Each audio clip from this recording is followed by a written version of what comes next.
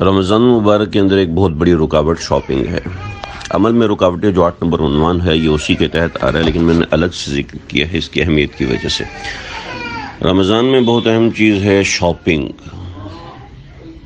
دیکھیں، پہلے سے اپنی ترتیب بنائیں کہ کون سی چیز مجھے ہفتہ وار خریدنی ہے۔ کھجور ختم ہو جاتی ہے ہفتے میں ایک مرتبہ، وہ مجھے لینی ہے۔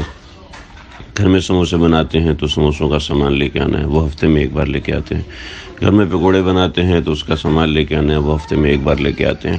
تو آیا اب وہ مجھے کچھ شاپنگ آپ کو روزانہ کرنی ہوتی ہیں، دودھ لانا ہے، دہی لانا ہے، پانی کے حوالے سے کسی کا پرابلم ہوتا ہے، کچھ شاپنگ آپ کو مہینے میں ایک بار کرنی ہوتی ہے۔ اس کے پہلے سے ترتیب بنائیں گے۔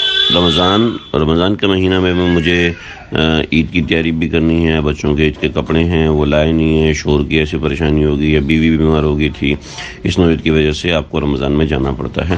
تو دیکھیں، رمضان میں بازار میں جانا کوئی گناہ نہیں ہے، لیکن ذہن میں رکھیں کہ یہ بازار میں جانا ہمارا پورے دن کو کنزیوم کر دیتا ہے، کچھ آگے پیچھے اس نوعیت کے معاملات ہو جاتے ہیں۔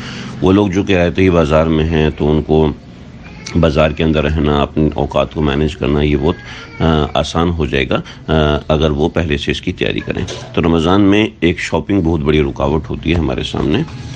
اب وہ شاپنگ کس وقت کرنی ہے؟ اب عورت کے ذمہ ہوتا ہے کہ وہ سامان لکھے، تو اب اگر پورا دن اس کے حوالے سے لگائے کہ مجھے کل کیا چیز کرنی ہے، تو اس کا شوہر جو ہے وہ دن میں ایک مرتبہ بازار جائے گا۔ اور اگر وہ غفلت کا شکار رہے، ٹھیک ہے جو چیز ہوگی اس وقت منگوا لوں گی، کبھی بچے کو بھیج رہی ہے، کبھی نوکر کو بھیج رہی ہے، کبھی ملازم کو بھیج رہی ہے، کبھی ماسی سے کہہ رہی ہے کہ فلاں چیز لیتی ہے نا، اور کبھی خود جا رہی ہے، کبھی بچے کو بھیج رہی ہے۔ تو روز نہیں ہوتا ایسا، لیکن پھر بھی ایسا بہت سے معاملات میں ہوتا ہے۔ تو ایسے ہی بہت سے لوگ دفتر جاتے ہیں تو دفتر سے واپسی پہ وہ چیز اٹھا سکتے ہیں۔ خواتین شریف مجبوری کے تحت کسی جگہ نوکری کرتی ہیں تو ٹھیک ہے، وہ واپسی پہ وہ چیز لے سکتی ہیں۔